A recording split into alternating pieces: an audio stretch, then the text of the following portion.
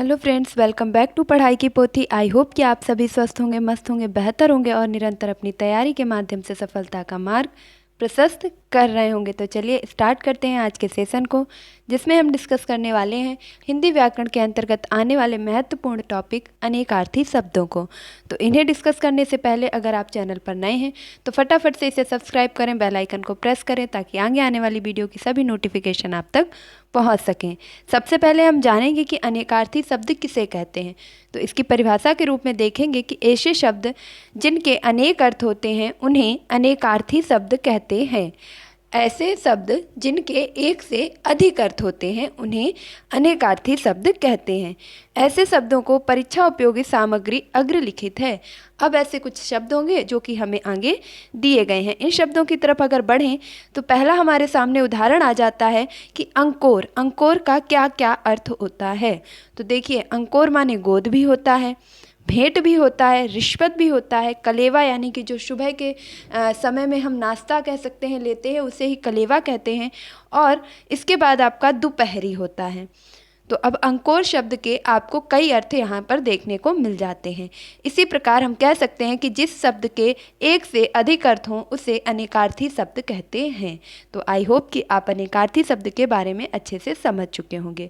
तो आज हम कुछ महत्वपूर्ण अनेकार्थी शब्दों के बारे में पढ़ेंगे और इसके आगे के वीडियो में हम इनसे बनने वाले सभी जितने भी प्रश्न आपके पिछली परीक्षाओं में पूछे गए हैं उन्हें डिस्कस करेंगे। तो चलिए इसको आगे बढ़ाते हुए अगला देखेंगे, और अगला है आपके सामने शब्द अम्ब। अम्ब माने होता है आम का वृक्ष या फल या माता या दुर्गा। देखिए, दुर्गा को अम्बे यानी कि अम्ब कहते हैं, माता को भी अम्बा कहते हैं, और आम के वृक्ष को भी अम्ब कहते हैं, और आम के फल को भी अम्ब कहते हैं। तो अम्ब शब्द के आपके इतने सारे अर्थ हो जाते हैं। अगला देखेंगे अचल। तो अचल, आ माने नहीं, चल माने चल सके। तो जो नहीं चल सके तो उसे कहेंगे अटल, क्योंकि वह टल नहीं रहा है ना अपनी जगह से, अपने विचार से, अपने बयान से, अपने वचन से, तो उसे भी अटल कहेंगे जो अपनी बात पर डिगा रहे। पहाड़, देखिए पहाड़ एक जगह से दूसरी जगह तो चल करके जाता नहीं है, तो अचल। और तीसरा हो जाएगा निश्चल, यानी कि जो अपनी जगह से कभी भी ना चले। तो तीनों ही अर्थों में आपके अचल का क्या क्या अर्थ रहेगा, पहाड़ है, अटल है, निश्चल है। और अगला आपके सामने है अदिति। तो देखिए, अदिति जो है, देवताओं की माता को भी अदिति के नाम से जाना जाता था। देवताओं की माता कौन थी? माता अदिति। तो एक तो अदिति नाम उनका हो जाता है। दूसरे अर्थ में अदिति का अर्थ पृथ्वी भी होता है, और तीसरे अर्थ में इसे प्रकृति भी कहते हैं, क्योंकि जो पृथ्वी है वो प्रकृति का ही एक अंग है। इसलिए अदिति के आपके अर्थ हो जाते हैं देवताओं की माता, पृथ्वी और प्रकृति। अगले प्रश्न की तरफ बढ़ेंगे, और अगला शब्द है आपके सामने अर्क। अर्क माने क्या क्या होता है। तो देखिए, एक तो आपके अर्क मीन्स होता है सूर्य। सूर्य को भी क्या कहते हैं? अर्क। नेक्स्ट है आपका आँख। आँख का एक आपने वृक्ष सुना होगा जिसे हमारे अपने लोकल लैंग्वेज में, अपनी मूल भाषा में यहाँ पर कहते हैं अकौआ। तो अकौआ उसे भी आँख, आँख को कहते हैं अर्क। तो ये उसके अर्थ में भी आएगा। इंद्र को भी अर्क कहते हैं, और तांबा जो आपकी धातु है इसे भी अर्क कहते हैं। विष्णु भगवान का भी पर्यायवाची अर्क है, और आशव को भी अक्र कहा जाता है। इसके साथ साथ आप याद रखेंगे कि जो हम एक काढ़े के रूप में लेते हैं, किसी भी चीज़ का काढ़ा लेते हैं, उसे भी अर्क कहते हैं। अगला है आपके सामने अरुण। अरुण लोचन। तो अरुण माने लाल और लोचन माने नेत्र। तो एक तो हो गया अरुण माने लाल होता है, लोचन माने नेत्र होता है। दूसरा हो जाएगा कबूतर, क्योंकि जो कबूतर की आंखें होती हैं वह बिल्कुल लाल होती हैं, तो इसीलिए इसे भी क्या कहते हैं? अरुण लोचन। और आपका अगला शब्द हो जाएगा कोकिल, यानी कि कोयल। तो कोयल, कबूतर, नेत्र और लाल, ये सभी किसके आपके अनेकार्थी शब्द हो जाएंगे? अरुण लोचन के। नेक्स्ट है अर्णव। अर्णव माने होता है समुद्र, सूर्य और इंद्र। अर्णव माने क्या होता है? समुद्र होता है, सूर्य होता है और इंद्र होता है। अगला शब्द है अर्भ, और अर्भ माने होता है बालक। अर्भ माने क्या होता है? बालक, शिष्य, शिशिर और साग पात। साग पात का मतलब आपके कोई भी कह सकते हैं सब्जी वगैरह होती हैं जो हरी पत्तेदार, उन्हें साग पात बोल देते हैं, तो वही आपका सेंस लिया जाएगा यहाँ पर। साग पात, शिशिर, शिष्य और बालक, ये सब किसके अनेकार्थी शब्द हैं? अर्भ के। अगले शब्द की तरफ बढ़ते हैं और नेक्स्ट शब्द है आपके सामने अश्म, और अश्म माने होता है पत्थर। कई बार पूछा जा चुका है, मोस्ट इंपॉर्टेंट रहेगा। अश्म माने पत्थर, और पत्थरों से बनता है पर्वत, इसीलिए हो जाएगा इसका अर्थ पर्वत भी, और इसे बादल के पर्यायवाची के रूप में या कह सकते हैं अनेकार्थी के रूप में भी प्रयोग किया जाता है। तो अश्म के आपके कौन कौन से अर्थ हो जाएंगे? एक तो पत्थर हो जाएगा, दूसरा पर्वत हो जाएगा, और तीसरा बादल हो जाएगा। अगले की तरफ बढ़ेंगे और अगला शब्द है कि अली। अली माने क्या होता है? तो देखिए, अली माने होता है सखी, यानी कि आपकी सहेली। बिच्छू भी, बिच्छू किसे कहते हैं? अली को बिच्छू भी कहते हैं। भ्रमरी, भौरा जो होता है उसका ही स्त्रीलिंग हो जाएगा आपका भ्रमरी। और नेक्स्ट है पंक्ति, पंक्ति को भी अली कहते हैं, और बांध को भी अली कहते हैं। अब बांध कैसे बनता है? किसी भी प्रकार से आपका जो बांध बनाया जाएगा वो एक ईंट का या सीमेंट का क्या होगा? एक इस सीमेंट के बाद सीमेंट, या एक पटिए के बाद पटिया, आपका ईंट के बाद ईंट लगा करके पंक्तिबद्ध तरीके से बनता है, तो उसे क्या कहेंगे? पंक्ति। और क्या हो जाएगा? बांध। इसके बाद बांध को सेतु भी कहते हैं। तो इसके समझ छाप के जितने भी अनेकार्थी आएंगे वो सभी किसके हो जाएंगे? अली के। तो अली माने सखी, अली माने बिच्छू, अली माने भ्रमरी, अली माने पंक्ति, अली माने बांध, और अली माने सेतु। नेक्स्ट बढ़ेंगे अगले शब्द के क्रम में, और अगला शब्द है उरु। उरु माने होता है जांग, उरु माने होता है जांग, और होता है विशाल। उरु माने जांग, विशाल और श्रेष्ठ, ये तीनों किसके अनेकार्थी हो जाएंगे? उरु के। नेक्स्ट है कपि। तो कपि माने होता है बंदर, हाथी और सूर्य। कपि माने क्या क्या होता है? बंदर होता है, हाथी होता है और सूर्य होता है। देखिए, कपि माने बंदर तो हम अक्सर कर याद रख पाते हैं, लेकिन हाथी और सूर्य को याद रखना थोड़ा मुश्किल होता है। हर बार मैं हमेशा आपके सामने प्रैक्टिस सेशन ही लेकर के आती हूँ। इस बार मुझे लग रहा है कि पहले मुझे चीज़ों को क्लियर करना चाहिए, उसके बाद जब मैं टॉप 30 का प्रैक्टिस सेशन लाऊंगी तो आप बहुत अच्छे से अपनी प्रैक्टिस कर पाएंगे। अगला है कपिल, और कपिल माने होता है अग्नि, कुत्ता, चूहा, शिलाजीत, शिव, बानर, सूर्य, विष्णु, मटमैला, सफ़ेद, एक मुनि। मोस्ट इंपॉर्टेंट ये आपको हो जाता है कपिल। तो कपिल एक मुनि थे, उनका नाम कपिल था। कपिल जब हम कहते कैसा है? कपसीला है। गांव की भाषा में कहते हैं मिट्टी कैसी है? कपसीली है। तो मिट्टी यानी मटमैला, मटमैला भी क्या हो जाएगा? कपिल। विष्णु को भी क्या कहते हैं? कपिल कहते हैं। और सफ़ेद रंग को भी कपिल के अंतर्गत रखा जाता है, क्योंकि ये पूरा सफ़ेद नहीं होता है, ये सफ़ेद और मिट्टी के रंग का कुछ मिला हुआ होता है, तो इसे मटमैला और सफ़ेद भी कहते हैं। कपिल माने अग्नि भी होता है, कुत्ता भी होता है, चूहा भी होता है, शिलाजीत भी होता है, और शिव भी होता है, वानर भी होता है, सूर्य भी होता है। तो इन सभी शब्दों को आप याद रखेंगे। अगला बढ़ेंगे नेक्स्ट शब्द की ओर, और शब्द है कि कलधौत। कलधौत माने क्या होता है? तो कलधौत माने सोना, चांदी, सुमधुर, शब्द, सुंदर, धुला हुआ। ये सभी एक तरीके से कह सकते हैं जितने स्वच्छता की ओर जा रहे हैं, तो धुला हुआ, और स्वच्छ होगा तो कैसा होगा? सुंदर होगा, और सुंदर है तो क्या होगा? वह शब्द होगा, और शब्द है तो कैसे होने चाहिए? मधुर होने चाहिए। और सोना और चांदी ये सभी क्या हो जाएंगे? आपके कलधौत के अनेकार्थी शब्द हो जाएंगे। अगला है कलापिनी। कलापिनी माने होता है मोरनी। कलापिनी माने क्या होता है? मोरनी। ये आपका कई बार पूछा जा चुका है, कलापिनी किसका अनेकार्थी शब्द है? तो वहाँ पर आपका रात्रि तो कम ही देखने को मिलता है, लेकिन मोरनी आपका कई बार पूछा जा चुका है। तो कलापिनी माने मोरनी, और इसके साथ साथ रात्रि को भी आप याद रखेंगे। अगला देखेंगे कली। तो कली माने होता है विवाद। हम लोग नहीं कहते कलेश हो रहा है, तो कलेश मतलब विवाद, कली, कली। नेक्स्ट है शिव। शिव को भी कली कहते हैं। पाप को भी कली, कलयुग है। कैसा युग है? पाप का युग है। तो कली, कली माने पाप।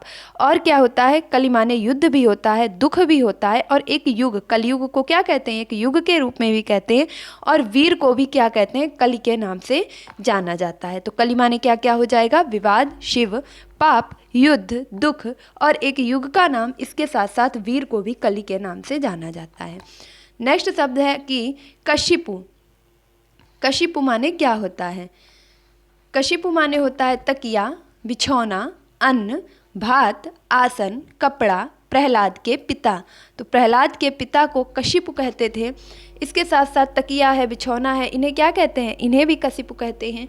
और अन्न, जो भी हम खाते हैं अन्न, और अन्न में क्या आ जाएगा? भात, और बैठ के खाएंगे कहाँ? आसन पे, और आसन में बिछाएंगे कपड़ा। और खाएगा कौन? प्रहलाद के पिता। और खा पी के कहाँ जाएंगे? बिछौना बिछाएंगे, तकिया लगा के सो जाएंगे। तो आई होप कि अब आप कश्यप के जितने भी अनेकार्थी शब्द हैं कभी भी नहीं भूलेंगे। सबसे पहले क्या करेंगे? अन्न, अन्न में खाएंगे भात, भात खाएंगे आसन पे बैठ के, आसन में बिछाएंगे कपड़ा, और कपड़ा बिछा के खाएगा कौन? प्रहलाद के पिता। और खाने के बाद लगाएंगे बिछौना और लगाएंगे तकिया, हो जाएगा आपका कश्यप। नेक्स्ट है आपका कांत। कांत माने होता है पति, पति को भी कहते हैं कांत। नेक्स्ट है श्री कृष्ण, अगला है विष्णु, चंद्रमा, शिव, बसंत ऋतु और कार्तिकेय। ये सभी किसके आपके जो है अनेकार्थी हो जाएंगे? ये अनेकार्थी कहलाएंगे कांत के। तो कांत के एक बार फिर देख लीजिएगा। कांत माने पति, कांत माने श्री कृष्ण, कांत माने विष्णु, कांत माने चंद्रमा, कांत माने शिव, बसंत ऋतु और कार्तिकेय। नेक्स्ट शब्द है केहरी। केहरी माने सिंह होता है। केहरी माने क्या होता है? सिंह। ये हम सभी जान जाते हैं। लेकिन केहरी माने घोड़ा होता है, ये हम कम ही ध्यान रख पाते हैं। तो आप दोनों ही याद रखेंगे, केहरी माने सिंह और घोड़ा। कोश माने होता है शब्द संग्रह। हम नहीं कहते हमारे शब्दकोश में ये शब्द जो है शामिल हैं या शामिल नहीं है। तो शब्दकोश मतलब शब्द संग्रह, जो मैंने शब्दों को अपने अंदर संग्रह कर रखा है। नेक्स्ट है खजाना। अब संग्रह कर रखा है तो क्या हो गया? खजाना हो गया। म्यान, जिसमें हम तलवार रखते हैं, उसे भी कोष कहते हैं या इसे डिब्बा भी कहते हैं। तो कोष के क्या क्या अर्थ हो जाएंगे? शब्द संग्रह, खजाना, म्यान या डिब्बा। देखिए इन्हें याद रखना कठिन नहीं होता है, बस आप इनके अर्थ को थोड़ा सा रिलेट कीजिए कि अगर एक चीज़ का ये अर्थ निकल रहा है तो इससे ही संबंधित जो दूसरी चीज़ है उसे भी हम यह कह करके बुला सकते हैं। इस प्रकार से आप इन्हें याद रख पाएंगे। नेक्स्ट है आपके सामने घन। मोस्ट इंपॉर्टेंट की श्रेणी में आता है घन। घन माने होता है बादल। नेक्स्ट है बड़ा और हथौड़ा। घना, जो हम नहीं कहते बहुत घना जंगल है, घन घोर। तो घन घोर आते हैं बादल, बड़ा घन मतलब बड़ा है, बहुत घना है, और घन माने हथौड़ा, एक प्रकार का आपकी औजार आता है घन, जिससे दीवालों को तोड़ा वगैरह जाता है, पत्थरों को तोड़ा जाता है, उसे भी घन कहते हैं। और किसी संख्या को उसी संख्या से 2 बार गुणा करने पर प्राप्त गुणनफल, जैसे 2 का घन क्या होगा, 3 का घन क्या होगा, तो उसी संख्या को 2 बार उससे क्या करते हैं? गुणा कर देते हैं। सॉरी, घन का मतलब होता है 3 बार गुणा करना। यहाँ पर 2 बार जो है गलत लिखा हुआ होगा। तो 3 बार जब गुणा करते हैं तो घन प्राप्त होता है, 2 बार गुणा करने से तो हमें वर्ग प्राप्त होता है। अगला देखेंगे और नेक्स्ट है कि चक्री। चक्री माने क्या होता है? चक्री का अर्थ है विष्णु और कुम्हार। नेक्स्ट आ जाता है जया। जया माने होता है दुर्गा, पार्वती, पताका, हरि, दूब। दुर्गा जया का पर्याय अनेकार्थी शब्द है। पार्वती, जया, और जया माने पताका भी होता है। पताका मतलब आपका झंडा है, केतु है, ये सभी किसके आ जाएंगे? ये भी जया के अंतर्गत आ जाएंगे। नेक्स्ट है आपका जलज। जलज माने होता है कमल, शंख, मोती, सेवार, चंद्रमा और मछली। अब जल में आपके क्या क्या रहते हैं? तो जल में मछली भी रहती है, जल में मोती भी होते हैं, जल में शंख भी होते हैं, जल में कमल भी होते हैं। अब आपको अलग से क्या याद रखना है? तो चंद्रमा और सेवार। नेक्स्ट याद रखेंगे, अगला है कि जीवन। अब देखिए जीवन आपका बहुत महत्वपूर्ण हो जाता है। जीवन के जो अनेकार्थी शब्द हैं वह है पानी। पानी क्या है? हमारा जीवन है, क्योंकि जल ही जीवन है। तो जीवन का जो अनेकार्थी होगा वह पानी हो जाएगा, जिंदगी हो जाएगा, प्राण हो जाएगा, जल हो जाएगा, पुत्र। जीवन क्या है? पुत्र है। और गंगा हो जाएगा और आजीविका, इसे भी क्या कहेंगे? जीवन कहेंगे। नेक्स्ट देखेंगे ताल। ताल माने होगा तालाब, ताड़ का वृक्ष, संगीत, सम्यक, संकेत, विशेष। ताल क्या होता है? जब हम नहीं कहते सुर ताल मिलाइए, तो संगीत में जब विशेष संकेत दिए जाते हैं, उनको सम्यक किया जाता है, उसे भी ताल कहते हैं। तालाब जो होते हैं उन्हें अपनी देसी भाषा में कह लें तो कहते हैं कि तालाब को ताल कहते हैं, और ताड़ के वृक्ष को भी हम ताल कहते हैं। अगला देखेंगे दुर्धर। और दुर्धर माने होता है मेढक और बादल। अब मेढक कब टर्राते हैं? जब बादल आते हैं। तो यहाँ से आप दोनों याद रख पाएंगे। नेक्स्ट है द्रोण। और द्रोण माने होता है दोना और द्रोणाचार्य। इसके साथ साथ होता है कौआ। तो द्रोण, द्रोणाचार्य और कौआ, दोना, ये सभी क्या हैं? एक दूसरे के अनेकार्थी शब्द हैं। नेक्स्ट देखेंगे धनंजय। और धनंजय माने होता है अग्नि, और अग्नि के साथ साथ ये हो जाएगा अनेकार्थी शब्द विष्णु का, अर्जुन का, वृक्ष का, चित्रक का, और अर्जुन आपका 2 बार दिया गया है। तो धनंजय के आपके क्या हो जाएंगे अनेकार्थी शब्द? अग्नि, चित्रक, वृक्ष, अर्जुन, विष्णु। अगला शब्द है कि नंदिनी। नंदिनी होता है आपका कामधेनु की जो बछिया है, कामधेनु जो गाय है उसकी बछिया का नाम था नंदिनी। नेक्स्ट नंदिनी माने होता है आपका ननद भी जो होती है उसे भी नंदिनी कहा जाता है। पुत्री को भी नंदिनी कहते हैं, उमा को भी नंदिनी कहते हैं और गंगा को भी नंदिनी कहते हैं। तो नंदिनी के क्या क्या अनेकार्थी शब्द हो जाएंगे? गंगा, उमा, पुत्री, ननद, कामधेनु की बछिया। नेक्स्ट है पिंजर। पिंजर माने होता है पिंजड़ा, अस्थि पंजर। हम कहते हैं ना हमारे पिंजर ढीले हो गए हैं, मतलब अस्थि पंजर। नेक्स्ट है पीला और सोना। तो सोना कैसा? पीला, और पहन लिया किसमें? अस्थि पंजर में, और कैद हो गए एक पिंजड़े में। तो पिंजर के आपके अनेकार्थी क्या क्या हो जाएंगे? पिंजड़ा, अस्थि पंजर, पीला और सोना। नेक्स्ट है रसा। रसा माने होता है जीव। रसा माने क्या होता है? जीव। और शोरबा, जब हम किसी सब्जी को बनाते हैं तो उसमें जो हम एक कोई उसको तरी बोलता है, कोई उसको शोरबा बोलता है, कोई उसको रसा बोलता है, कोई रसेदार बोलता है। तो उसी को क्या कहते हैं? शोरबा भी कहते हैं। और पृथ्वी को भी रसा कहते हैं, क्योंकि रसा तल, आपने सुना होगा रसा तल। तो पृथ्वी को क्या कहते हैं? रसा कहते हैं। और रसा माने जीव भी होता है, क्योंकि ये क्या लेती है? सभी चीज़ों का रस लेती है।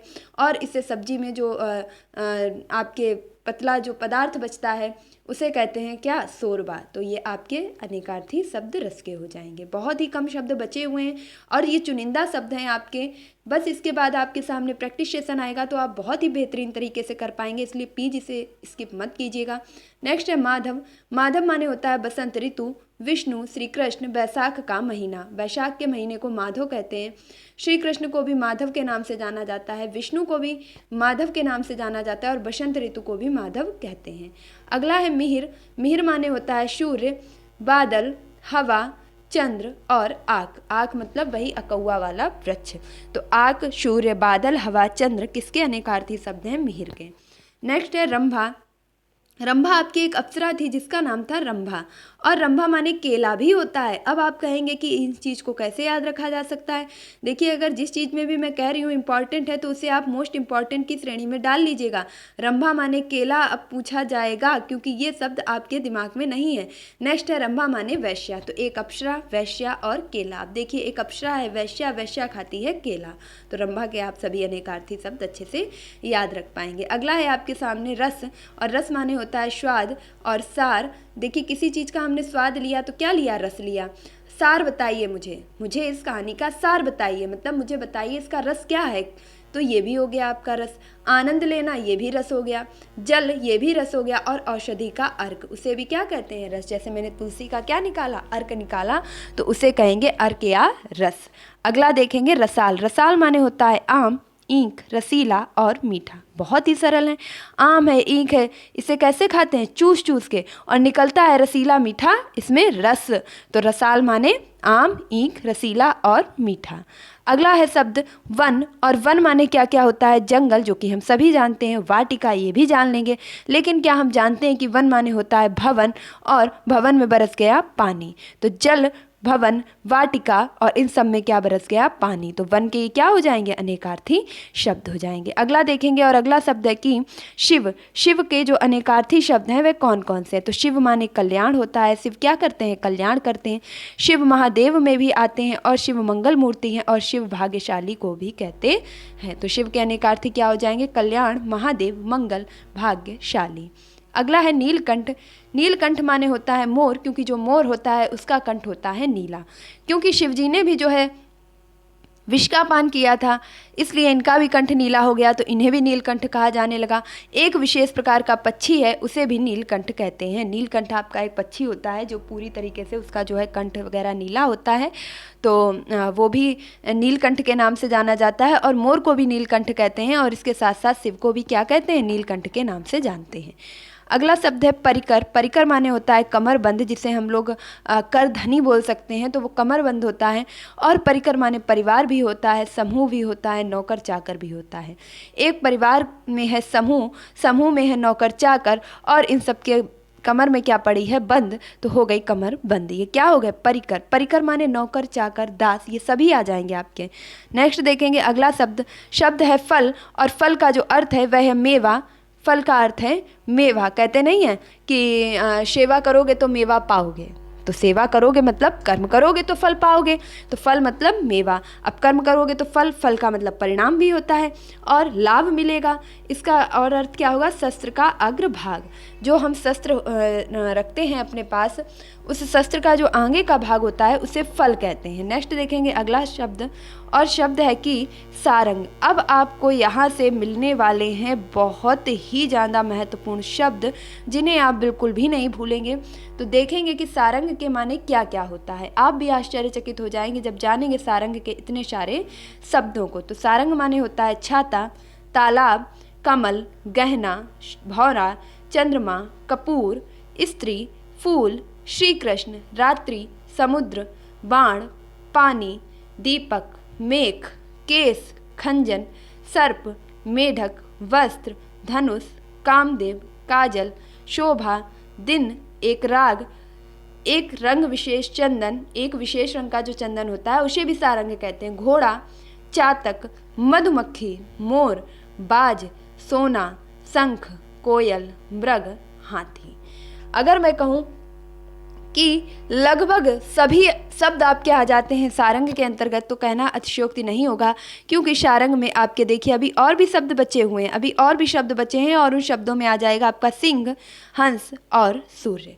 तो आप याद रखेंगे कि तालाब में है क्या, पानी, और हमने पानी कब बरस रहा है, रात्रि में, और तालाब में खिला है फूल, उसमें मेढक भी हैं, सर्प भी हैं, और क्या क्या है, एक विशेष प्रकार का चंदन भी है जो उसकी क्या कर रहा है, शोभा बढ़ा रहा है, और जो है हमने कामदेव को वहाँ पर देखा है जो क्या कर रहे हैं, काजल लगा रहे हैं, दीपक जलाए हुए हैं, समुद्र के पास से आए हुए हैं, एक स्त्री के साथ में हैं, और श्री कृष्ण का भी दर्शन करा रहे हैं। इस प्रकार से आप किसी भी स्टोरी को अपने दिमाग में सेट कीजिए, लेकिन इन सारे शब्दों को याद जरूर रखिएगा, क्योंकि यहाँ से प्रश्न अक्सर कर पूछे जाते हैं।